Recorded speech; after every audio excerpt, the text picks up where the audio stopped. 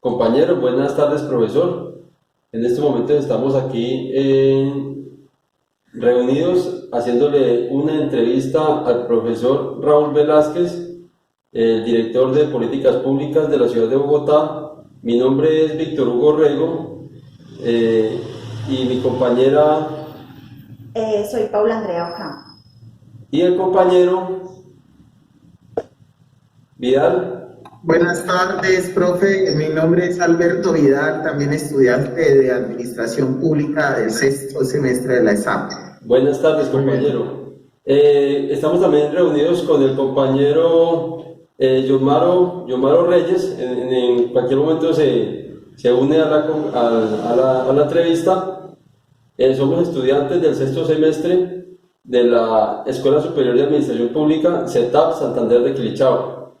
Queremos en esta oportunidad, pues, hacerle una entrevista al doctor Raúl, quien tiene amplio conocimiento acerca de las políticas públicas en Colombia, y pues es uno de los ponentes aquí en nuestro país de esta, digamos, de esta posición o postura que se ha adoptado para tener un desarrollo sostenible en nuestro país. Doctor, muy buenas tardes, muchas gracias por aceptarnos la invitación.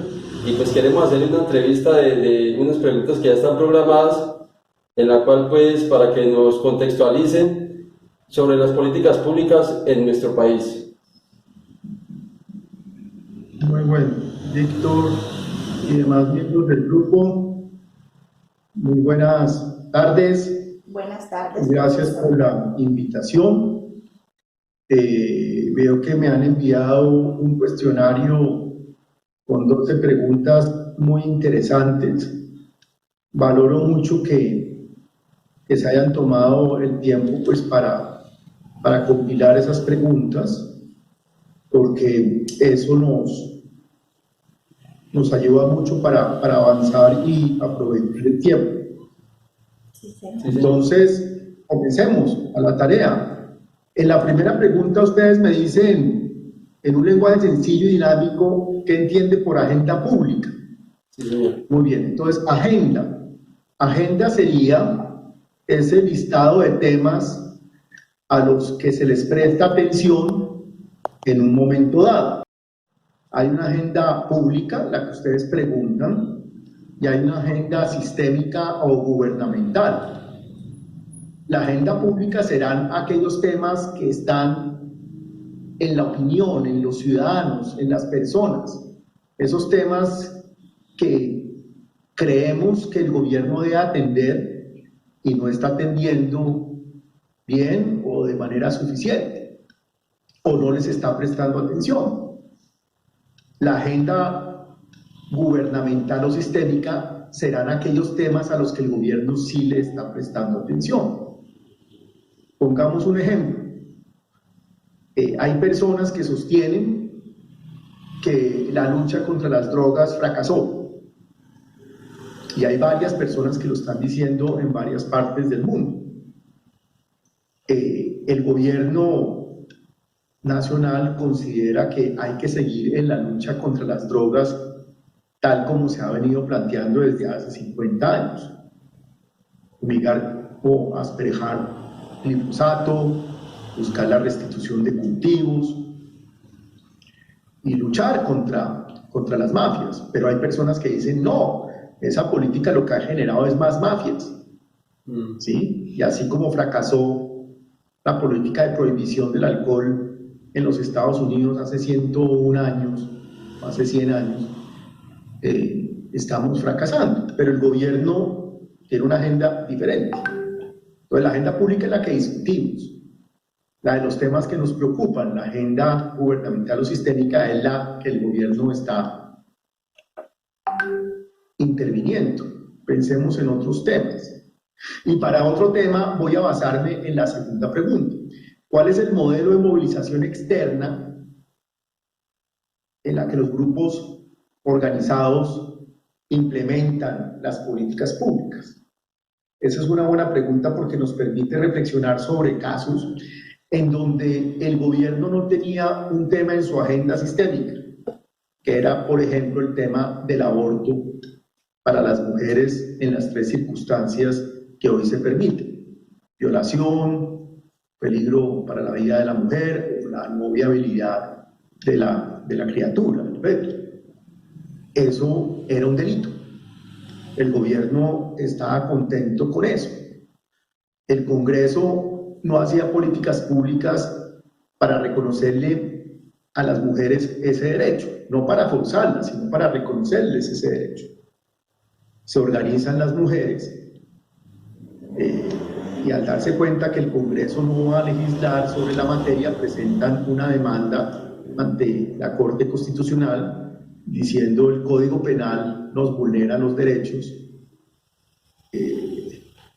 cuando ocurren estas tres circunstancias y somos víctimas, por ejemplo, una violación, pero además somos víctimas porque si decidimos no tener la criatura producto de una violación, se nos considera criminales.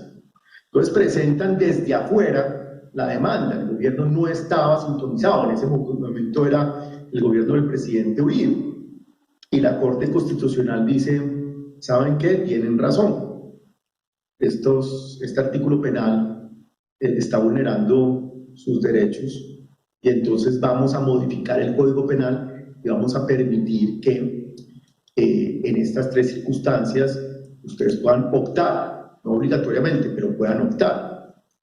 Entonces ahí fue desde afuera que se movilizaron las personas.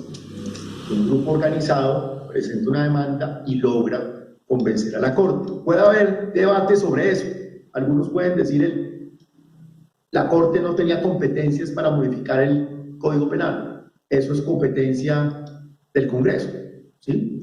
Pero en este caso la mayoría de los jueces decidieron que la Corte lo podía hacer e insertaron en la agenda del gobierno y le ordenaron al gobierno que permita y regule e implemente una política pública para permitir a las mujeres en esas tres circunstancias optar por el aborto. Es un tema polémico, está por medio de la religión, pero no hay que olvidarse, yo soy católico, pero acepto que en el país no solamente hay católicos y que nuestra constitución es una constitución de derechos, donde priman los derechos humanos sobre las diferentes religiones, y por eso se establece esa política por parte de la Corte reconociéndole a las mujeres y se movilizan desde afuera las mujeres y logran modificar la agenda gubernamental.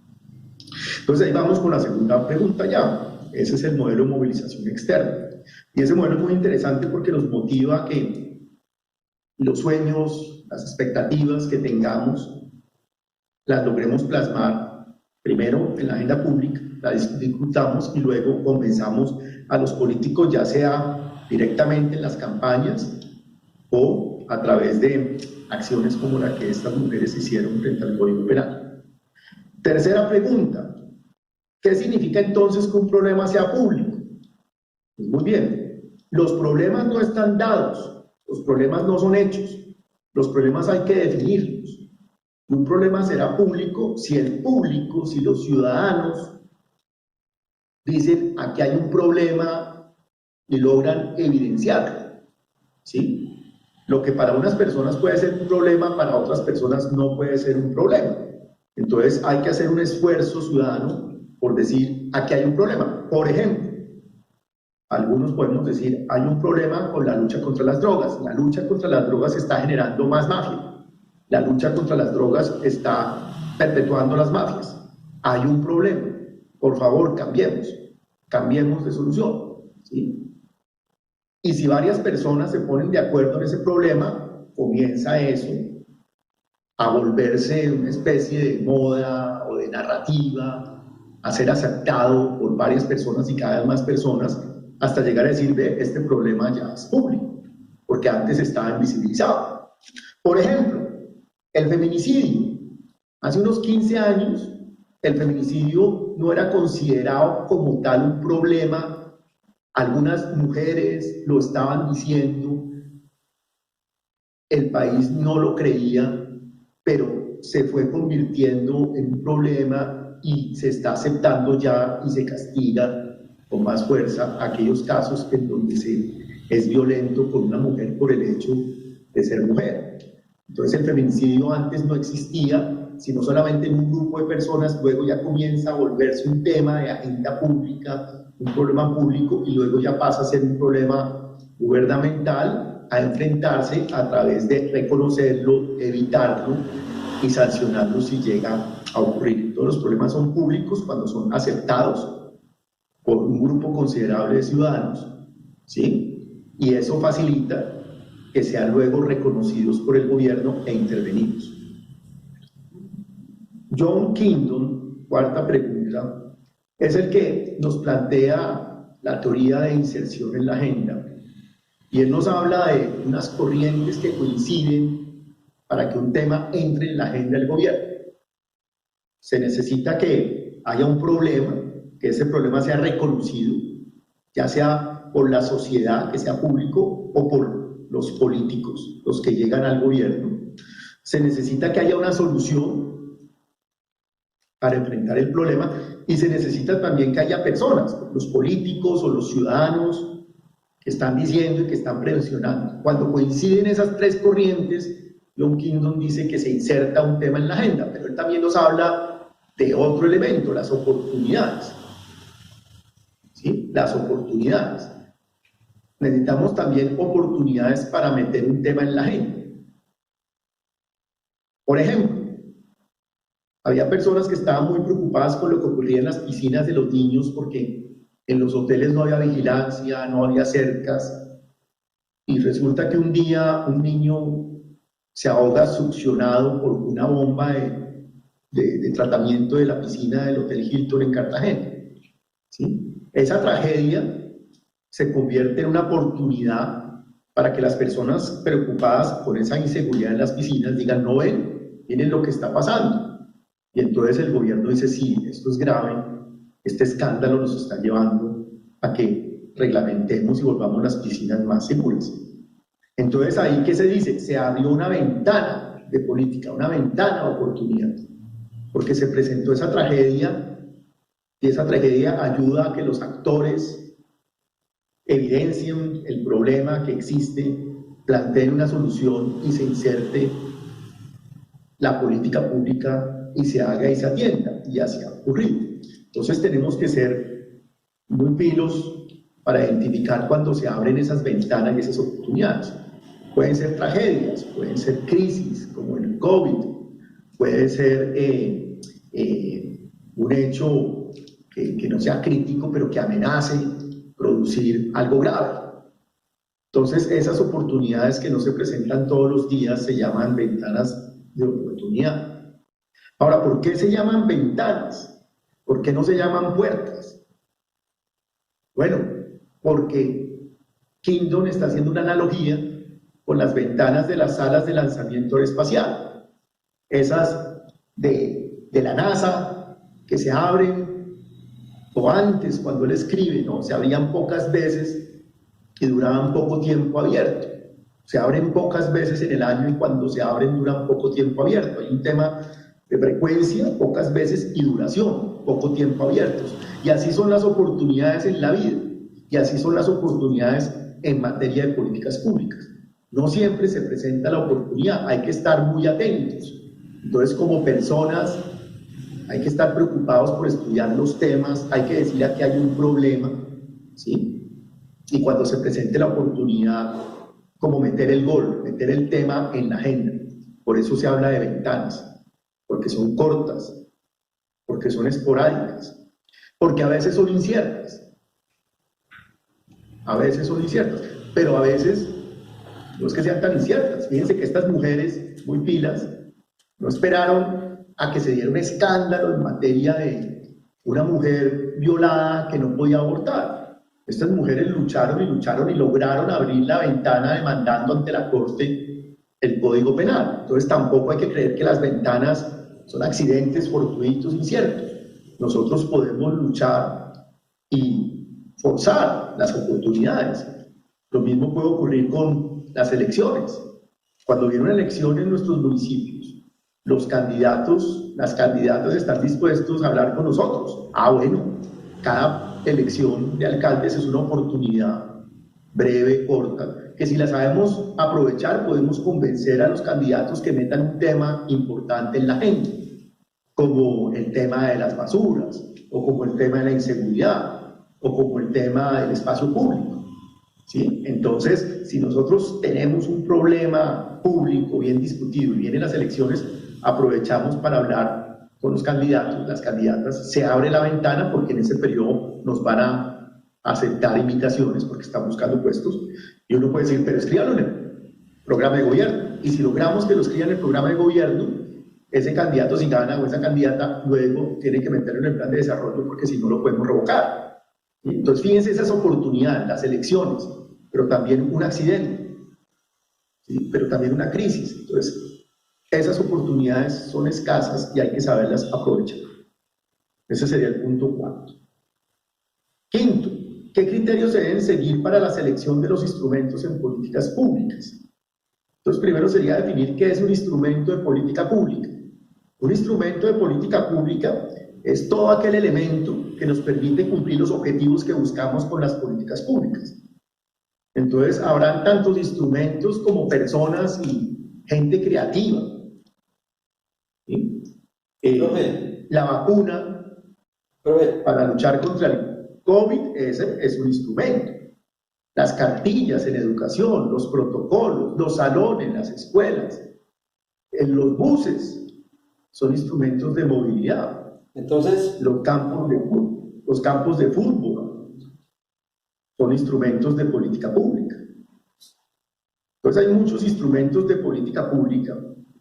Hay unas clasificaciones interesantes que nos dicen que los instrumentos pueden ser típicamente gubernamentales, como la ley, o como crear una empresa, o como crear una secretaría de deporte o una secretaría de comunicaciones, ¿sí? O imponer regulaciones y penas como la cárcel. Esos son temas e instrumentos típicamente gubernamentales. Pero hay otros instrumentos que son más de la órbita privada, en donde la política pública dice, yo no lo hago el gobierno, dejo que lo hagan las familias. Por ejemplo, que la familia cuide a los niños y entonces se crean licencias de maternidad y de paternidad más largas para que los bebés se queden en sus casas en vez de ir a salacunas públicas. Mejor la opción familia. O pueden ser las madres comunitarias, la comunidad, que las madres comunitarias presten el servicio de jardines en vez de crear muchos jardines públicos. O pueden ser los bomberos, la defensa civil la que nos ayude, organizaciones voluntarias. O pueden ser las ONG, las fundaciones, que el gobierno dice, yo no lo voy a hacer, yo no voy a dar el programa de atención escolar directamente, voy a permitir y voy a contratar con fundaciones, con operadores. O puede ser también el mercado, que el gobierno diga, yo ya no voy a prestar solo el servicio de correo como se hacía antes, voy a permitir que los privados presten el servicio del correo. Entonces se permite a Rappi, a Servientrega, a incluso firmas internacionales que cumplan los objetivos de política pública. Entonces hay instrumentos de política pública gubernamentales, hay unos privados, hay otros mixtos, como hacer una sociedad de economía mixta, Satena, aliarse y que ponga el dinero un dinero, el Estado un dinero, pero que también los particulares pongan un dinero y así cumplimos los objetivos de política pública, por ejemplo, para llegar a los territorios nacionales donde no llega Bianca o no llega la TAM. Entonces hay instrumentos mixtos, pero también hay otros instrumentos de política pública que son neutros, que no pertenecen a un sector, ¿sí? Y ahí encontramos instrumentos como los computadores, como los carros, como la infraestructura, porque las autopistas no solamente se pueden hacer en el estado, sino también puede en un parque. Disney tiene lagos, tiene autopistas, tiene infraestructura, tiene metro, tiene servicio de transporte. Entonces hay cierto tipo de instrumentos que no dependen del Estado, y ahí podemos inventarnos todo tipo de instrumentos, incluso ser muy creativos para inventarnos soluciones que todavía no existen, ¿no? Por ejemplo, para luchar contra la corrupción, para luchar contra la inequidad. Todavía podemos crear muchísimo. Ahora, la pregunta dice, ¿qué criterios se deben seguir para la selección de instrumentos? Bueno, entonces, un criterio debe ser la pertinencia, que esos instrumentos sean efectivos, que solucionen el problema. A veces los gobiernos plantean instrumentos que no solucionan los problemas, como por ejemplo el pico y placa para arreglar la movilidad. Bueno, eso puede arreglarlo un poquito, pero la gente compra más carros. ¿Sí? El instrumento ideal para arreglar la movilidad es construir sistemas masivos, volver al tren, volver al metro, pero no un pico y placa. Entonces fíjense que un criterio es que el instrumento sea efectivo, pertinente, ¿sí? Que sea también oportuno, que se cree en el momento dado, que no tengamos afanes y pretender en un día solucionar el problema, sino poco a poco. Entonces que haya gradualidad, que sean eficientes, que no creen problemas mayores. Toda política pública crea problemas porque es una intervención, pero esos problemas tienen que ser menores a los que buscamos solucionar. ¿Sí? Si nosotros logramos la paz, pues va a haber problemas para las funerarias, porque se quedan sin tantos muertos, pero eso es un problema menor. O sea que la solución de la paz es más eficiente, porque va a haber progreso, tranquilidad, calidad de vida, inversión, ¿sí? Frente a los problemas que se puedan generar. Pero hay políticas que crean problemas mayores. En mi concepto, por ejemplo, la lucha contra las drogas está creando un problema mayor, porque no está triunfando, y porque hay más cultivos, y porque cada vez el negocio es más bueno, entonces no es eficiente. Y finalmente, los instrumentos no deben ser solamente pertinentes, oportunos, eficientes, sino también tienen que ser sistémicos, valerse de fuerzas que haya incluso en el problema mismo que queremos solucionar. Aquí me gusta dar como ejemplo el caso de Mandela con el rugby. Fíjense que en Sudáfrica el rugby era visto como el deporte de los blancos y el equipo era el equipo odiado. ¿Sí? La mayoría negra en Sudáfrica apoyaba más otros equipos como Nueva Zelanda, Australia, pero no querían el rugby, no lo querían. Y llega Mandela y dice, pues vamos a usar ese mismo equipo y ese mismo deporte para unificar a blancos y negros.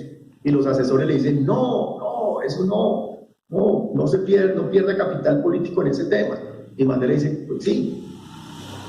Y sin necesidad de inventarse un nuevo deporte, un nuevo equipo, comenzó a entusiasmar a la gente, blancos y negros, a enamorarse del deporte con laboratorios, ¿sí? Porque él sabía que el deporte mueve masas y el deporte mueve emociones y también inspira al equipo, y el equipo termina ganando la Copa Mundial y se produce ese abrazo entre blancos y negros que ayuda a disminuir el apartheid. Entonces fíjense lo sistémico y también eficiente de Mandela. No se inventó un nuevo equipo o un estudio de miles de millones de pesos, sino utilizó lo que ya había. En ese sentido también uno pudiera decir, a ver, pero si en el mundo la gente consume té de coca y en Bolivia el té de coca existe, lo venden en bolsitas, y en Perú también, ¿por qué en Colombia no pudiéramos utilizar alguna de esas hectáreas que queremos fumigar para producir té de coca para Colombia y de pronto bastantes hectáreas para producir té de coca para el mundo? En el mismo problema puede estar la solución, Claro. pero a veces no la vemos. Queremos matar el rugby cuando de pronto ahí está la solución. ¿Sí? Queremos fumigar todas las matas, cuando de pronto algunas matas pueden servir, o muchas matas, o muchas hectáreas, para venderle té de coca al mundo. El problema no es la coca, el problema es la cocaína, la mafia, pero ahí estamos perdiendo oportunidades. Sí, se podría convertir Entonces, ahí en una no. oportunidad. Sí, ahí estarían los criterios para seleccionar instrumentos, que es la pregunta quinta. ¿Listo?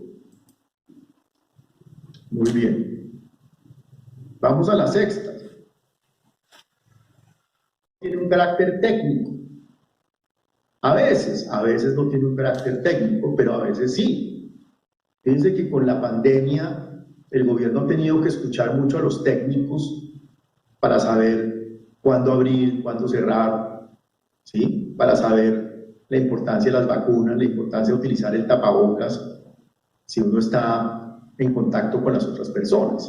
Entonces la ciencia y lo técnico ha existido. Algunos presidentes no aceptaron la técnica y la voz de los científicos, y ahí estamos viendo los resultados tristes, o los que existieron antes en los Estados Unidos, o los que están existiendo ahorita en Brasil, en donde no escucharon a los científicos, ¿sí? Entonces, muchas veces sí hacemos instrumentos técnicos, buenas autopistas, o hacemos buenas decisiones para la salud, para la educación. Hay casos importantes, pero a veces se mete en la política innecesariamente, y ahí se dañan los instrumentos porque terminan siendo no eficaces o no pertinentes o no sistémicos o no oportunos, ¿sí? Ahora, es importante que los políticos se convenzan, porque los políticos en últimas son los que toman las decisiones, pero hay que meterle más técnica, porque si solo se le mete política, es posible que ese instrumento carezca de esos criterios que hemos dicho. La pregunta 7 dice cuáles son los tipos de instrumentos de política y cuál es su finalidad. Bueno, esta me adelanté hace un rato porque ya hablamos de eso, ¿no? Los instrumentos de política pública pueden ser gubernamentales, los propios del Estado, como la ley, los códigos, como crear ministerios o empresas de servicio público gubernamentales, pero también decíamos que pueden haber instrumentos privados cuando la política dice que sea la familia, que sean las madres comunitarias, que sea el mercado el que lo haga y yo regulo, como el servicio de correos, o instrumentos mixtos como alianzas público-privadas, o sociedades de economía mixta, o impuestos o subsidios en donde dice usted, págueme impuestos y yo hago esto, y yo presto estos servicios, o yo le doy este subsidio como Familias en Acción para que usted se cerciore que su hijo vaya al colegio y se nutra bien. Entonces hay unos instrumentos mixtos, y decíamos también que hay instrumentos neutros que no pertenecen ni al gobierno ni al sector privado y que hay que saberlos manejar, ¿no? Como las narrativas, por ejemplo, llamarle una política a ser lo paga, o llamarle una política a ser de cero a siempre. Esos instrumentos, esas historias son importantes, son neutros, o los computadores, ¿sí? O las vacunas, o los libros. Todos esos instrumentos pueden ser utilizados por el Estado o por el sector privado, no es exclusivo de uno. Entonces, esos serían instrumentos neutros. Esa sería la pregunta 7. La pregunta 8. ¿Qué significa el análisis de las políticas públicas? El análisis de las políticas públicas para algunos es una ciencia. Yo no creo que sea una ciencia todavía. Para otros es una disciplina. Yo creo que todavía no es una disciplina porque no hay tarjeta profesional y porque no hay requisito de ser analista para entrar a trabajar en el Estado. La disciplina es la administración pública, la ciencia política. Pero el análisis de políticas públicas para mí todavía no es ni ciencia ni disciplina. Para mí el análisis de políticas públicas es un campo de conocimiento y ejercicio académico, profesional, ciudadano, a través del cual buscamos entender las políticas públicas, mejorarlas, a veces terminarlas, pero todo eso con un propósito, el desarrollo integral, el bienestar general, el bienestar de los seres humanos, pero en armonía con la naturaleza. Entonces, ese es el análisis de políticas públicas. Cuando reconocemos expresamente el fenómeno de la política pública y buscamos mejorarla, ya sea a través del estudio, como lo hacen los académicos, o a través de la práctica, como lo hacen los alcaldes, las alcaldesas, los consultores, o como lo pueden hacer los ciudadanos cuando profundizan y defienden una política pública y envían derechos de petición y conocen su política y se apropian y ayudan a hacerla. Pues eso sería el análisis de políticas públicas. La pregunta 9 nos dice... Profe, qué pena, profe, una cosita nomás. Allí pudiésemos decir que la combinación de estas tres criterios que usted nos da, tanto la práctica como lo hacen los alcaldes, gobernadores, los administradores públicos, como el ejercicio ciudadano también que hace la comunidad al construir también criterios de política pública, con lo académico podemos decir que sería una fusión perfecta para poder administrar de manera correcta un municipio o una entidad territorial? Buena pregunta, sí, sí. Lo ideal es que en el análisis de las políticas públicas exista esa combinación de técnicos, políticos y ciudadanos, entendiendo los problemas y planteando las soluciones, ¿sí? Ahora, hay que aceptar que no siempre se aplica ese método, que a veces hay que aplicar el método solamente técnico. Por ejemplo, cuando el Banco de la República toma decisiones para controlar la inflación, ahí lo hacen solamente los técnicos, ¿sí? O a veces el gobierno, cuando toma decisiones en materia de seguridad, asuntos reservados, lo hace solamente el gobierno, el presidente, pueden ser los políticos, en ese caso los elegidos, ¿sí? Entonces, a veces hay que confiar en los técnicos y hay políticas que las hacen solo ellos. A veces hay que confiar en los políticos y para eso elegimos un presidente. Por ejemplo, hacer la guerra, hacer la paz, es una decisión política.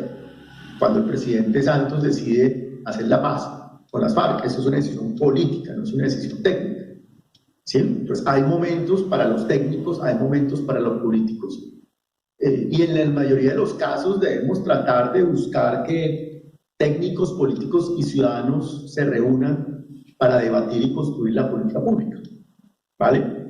Esa es una buena pregunta. Entonces está el método político, que es importante y no lo podemos acabar y no debe acabarse porque todavía tenemos alcaldes, alcaldesas, congresistas, concejales que elegimos y a los que les pagamos y que nos representan. Entonces a veces es necesario, ¿sí? Está el método técnico, los consultores, los funcionarios de carrera que son los asesores y los técnicos, y a veces hay que propiciar ese diálogo con los ciudadanos, que sería un método deliberativo o comunicativo, para que el análisis de políticas públicas sea más completo, ¿no? Más influyente. Esta sería entonces, buena pregunta, el tema 8. El tema 9, ¿qué se entiende por ciclo de políticas y cuáles son sus etapas? Esa es una pregunta interesante. El ciclo de políticas, para mí y para muchos analistas de política pública, es un modelo con el que se pretendió describir en algún momento cómo eran las políticas, como muy matemáticas, como muy rígidas, como muy en fases. Entonces primero se inserta en la agenda, luego se formula, y se formula de manera casi perfecta por los técnicos y luego se implementa y se evalúa y vuelve y arranca un ciclo. Pero en la vida real las cosas no son así. En la vida real muchas de las veces las cosas son mucho más complejas. Primero a veces uno formula y luego inserta en la agenda. A veces uno formula mal y en la implementación tiene que reformular bien. Y durante la implementación de políticas como salud, tributarias, pensional, el Estado no puede pararse. El Estado dice, oiga, hagamos una reforma. Entonces, durante la implementación que comienzan a darse incluso de manera simultánea esas actividades de insertar en la agenda un cambio pequeño, insertar en la agenda una reforma, evaluar lo que llamaríamos un monitoreo permanente para ver cómo mejoramos durante la implementación. Entonces, ese ciclo es más como un modelo tipo ideal, pero no aspirable, sino el mundo de las ideas que nos ayuda a entender que en la vida real las cosas son mucho más complejas, que a veces podemos encontrar un origen. Serpilo Paga no existía y se lo inventó el presidente Santos con la ministra, creo que fue Gina Parude en su momento. Entonces sí, puede haber un primer origen, ¿sí? Y puede haber una primera formulación, pero después comienza el programa y el programa se reformula y se reformula y se reformula y se implementa. Entonces son más bucles que se repiten de manera simultánea. Entonces por eso el ciclo no es tan real, pero como recurso nos ayuda a entender que las políticas son más complejas. Ahora, ¿cuáles son sus etapas? Yo diría, más que etapas, pues cuáles son las actividades que se repiten o que pueden darse de manera sucesiva o simultánea al hacer una política pública. Entonces está la inserción en la agenda, o sea, llama la atención, primera agenda pública, luego en la agenda gubernamental, aunque a veces no pasa por la pública, sino que el gobierno directamente inserta la política. Decíamos que el caso del aborto, las mujeres fueron las que insertaron el tema desde afuera, sí, pero hay otros casos en los que no. Por ejemplo, el presidente Santos con el proceso de paz, él fue el que sorprendió al país. O sea que es una inserción desde adentro, ¿vale? Entonces, inserción en la agenda, formulación o reformulación, el diseño, definir el problema, diagnosticarlo, plantear soluciones. Luego, la implementación y luego la evaluación. Pero como decimos, estas actividades son mucho más recurrentes y por lo tanto es mejor hablar de actividades que de etapas o de fases. ¿Sí? Porque si habláramos de fases estaríamos negando que durante la implementación se hacen agendaciones y se hacen reformulaciones.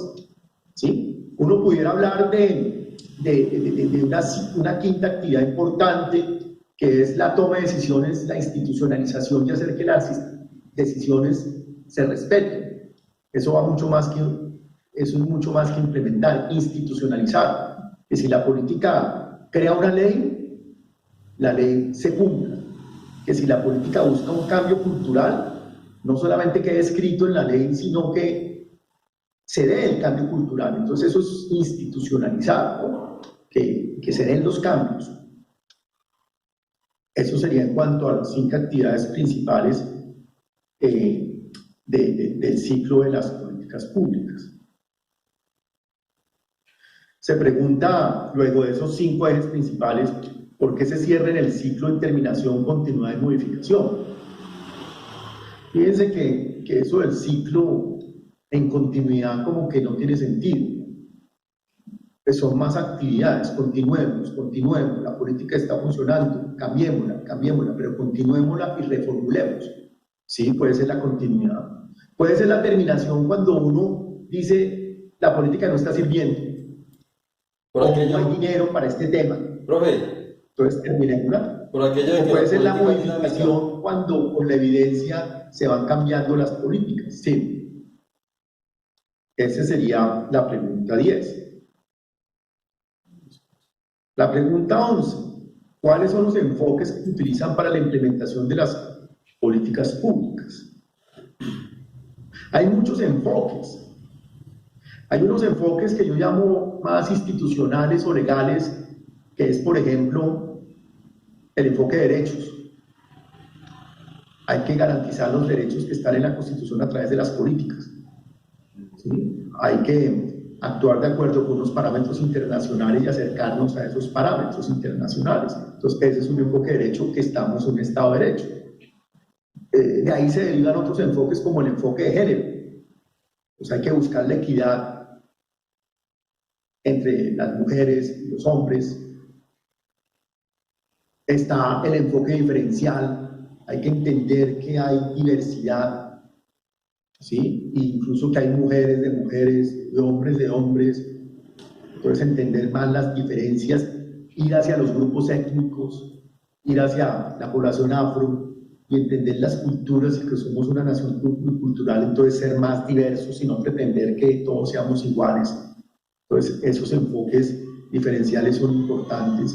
El enfoque del ciclo vital, tenemos que hacer políticas para la niñez, política para la juventud, política para la adultez, política para los adultos mayores, porque están en distintas circunstancias y tienen distintas necesidades. Entonces está ese enfoque del ciclo vital. Otro enfoque institucional puede ser el enfoque basado en la evidencia. No podemos echar carreta, como se dice coloquialmente, sino tenemos que demostrar científicamente que hay problemas. Tenemos que plantear metas y demostrar que con metas cumplimos o no cumplimos. Entonces es otro enfoque interesante. Esos son los más legales, más institucionales. Hay otros enfoques que son más académicos, pero que son muy importantes porque nos ayudan a entender mejor las políticas públicas.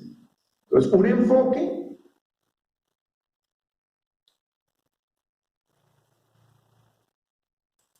se le fue la voz, profe, se le fue la Se voz, le cerró el micrófono. se le cerró el micrófono.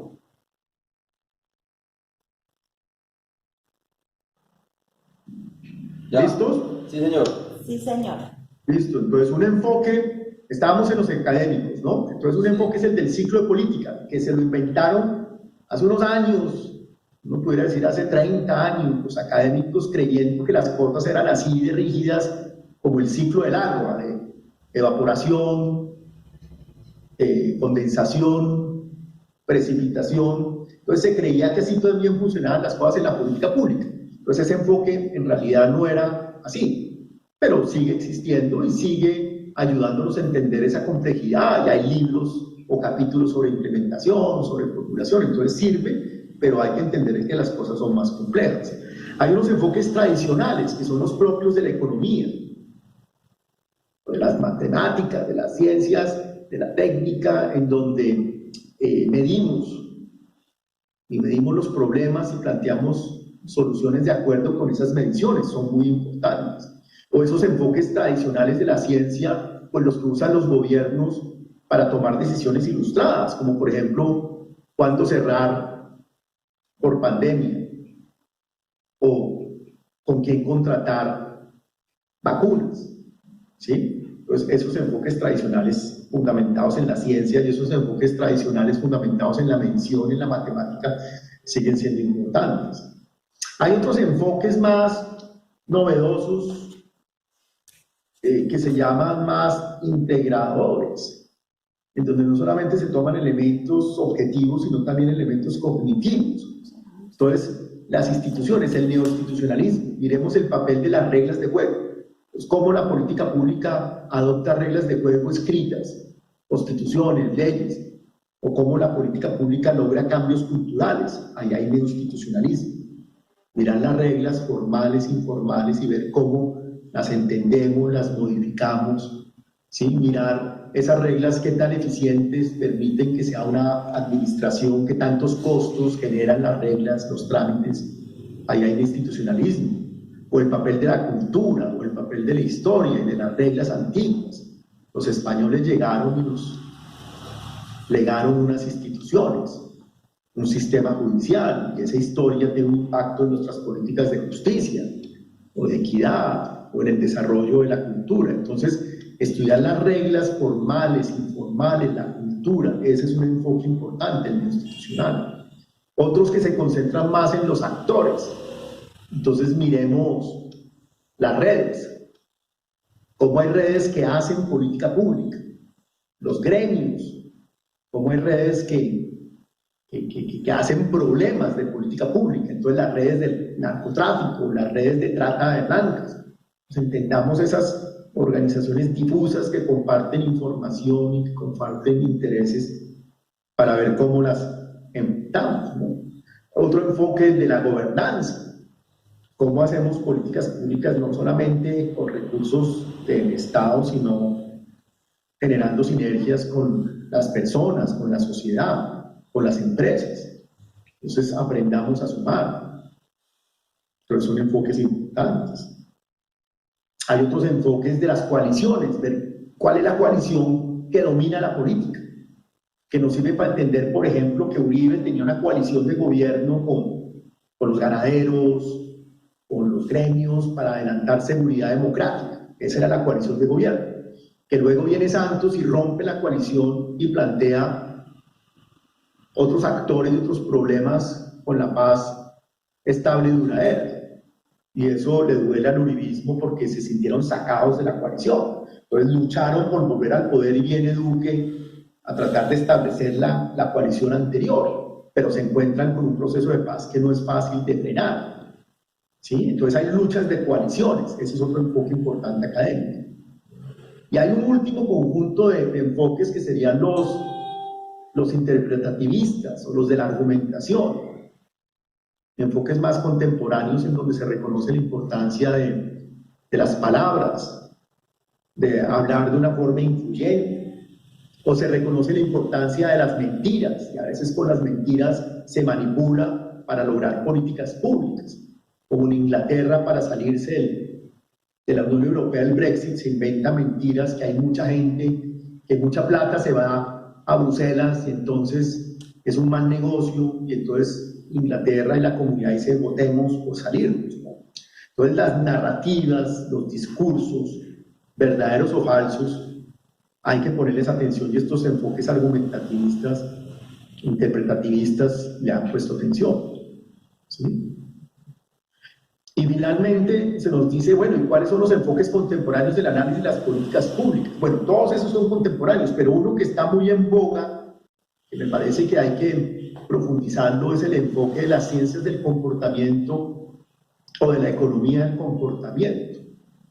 Es tratar de entender por qué actuamos como actuamos, porque a veces somos irracionales, porque a veces no ahorramos, o porque no vamos al médico, o por qué no hacemos deporte, o por qué no queremos vacunarnos, ¿sí? Eso es un enfoque interesante, muy contemporáneo, que he dicho, ve, creíamos que los seres eran racionales casi siempre, y nos hemos dado cuenta que los seres humanos a veces son muy irracionales, se polarizan, votan no racionalmente, sino por pasiones.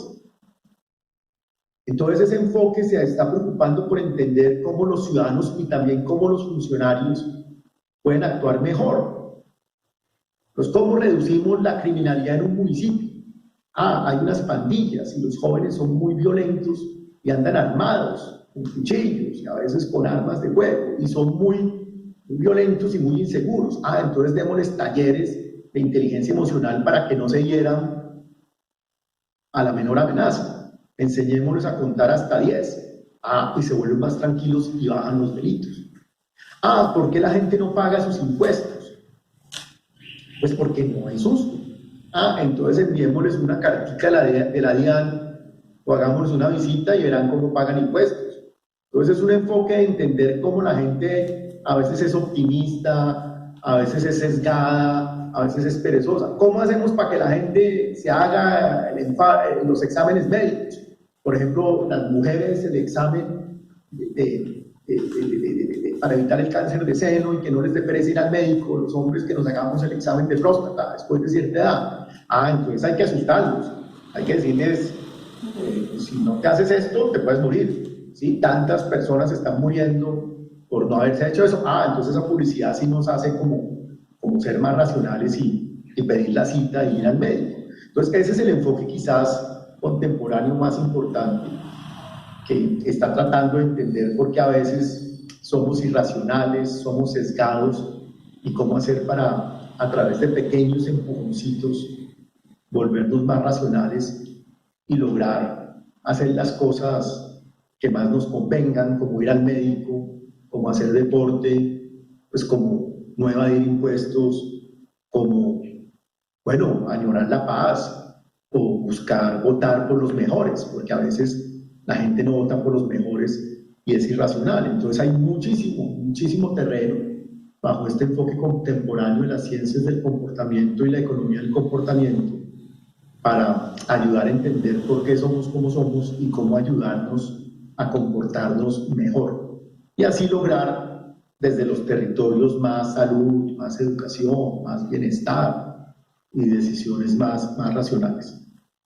Entonces, gracias a las preguntas que ustedes me enviaron, pues me pareció muy interesante el preparar como esta entrevista, y no sé si haya algún tema en el que quieran que profundicemos.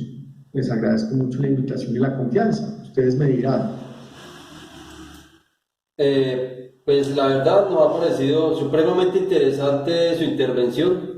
La verdad que para nosotros es muy nutrido la información que nos acaba de dar, contextualizando cada uno de los puntos, porque nos ha servido para tener un panorama más amplio acerca de lo que significan las políticas públicas y la importancia que tiene que estuvieran implementadas en nuestro país, porque realmente es basado en la necesidad de la comunidad que se implementan estas políticas, y que hay un gobierno que está respaldando esta necesidad, y que finalmente se quiere lograr como esa inclusión, y eso pues da pie para uno animarse a ser más expresivo con todas las necesidades que se presentan en nuestro país. Sí. Y no hay que olvidar que el análisis de las políticas públicas es algo muy reciente, ¿sí? Nace en la década de los 40 del siglo pasado, en realidad no tiene en forma más de de 40 años, eso es muy reciente. Entonces, en la medida que el país tenga más analistas de política pública, pues vamos a mejorar en todos los sectores, y es algo novedoso, no es algo que haya existido desde hace 200 o 300 años, entonces hay esperanza que entre más analistas de política pública, pues vamos a mejorar la calidad de las decisiones de los gobiernos. Entonces eso es esperanzador, y por eso valoro mucho este tipo de eventos. Pues no sé si el Por mi parte, compañero... profe, agradecer enormemente, han sido muy claros, contundentes los temas. Considero que nos ha dejado un espectro bien amplio sobre el tema de las políticas públicas, cómo se abordan desde una parte institucional, desde una parte, podemos decirlo, civil, y creo que eso nos va a ayudar bastantísimo en el propósito que tenemos. Ahora bien, efectivamente lo que usted dice, me quedo con esa reflexión, ¿no? Es bastante nuevo el tema de las políticas públicas. La idea es seguirlo trabajando, e incluso en Colombia, desde nuestra Constitución de 1886 no se tenía claro el concepto. La Constitución del 91 fue que nos abrió la puerta a estos conceptos que han tratado de mejorar la administración pública en nuestro país, de contribuir desde la ciudadanía, porque el rol de la ciudadanía también aún es muy confuso, muy difuso. Muchas personas no conocen o no conocemos la labor tan importante que tenemos dentro de nuestro rol como ciudadanos para construir, para aportar, para apoyar, sino que creemos que como está el político, él es el encargado de construir, de ejecutar, de evaluar las políticas públicas, y no, tiene que haber un complemento de todos estos roles efectivamente para que se materialicen y podamos mejorar nuestra calidad de vida. Considero que efectivamente nosotros debemos ser más analistas de estos procesos, juntando la academia, juntando las expresiones ciudadanas, juntando también la experiencia de muchas personas en la administración, para así desarrollar y contribuir a las políticas públicas de nuestro país. Muchísimas gracias, profe. Muy amable.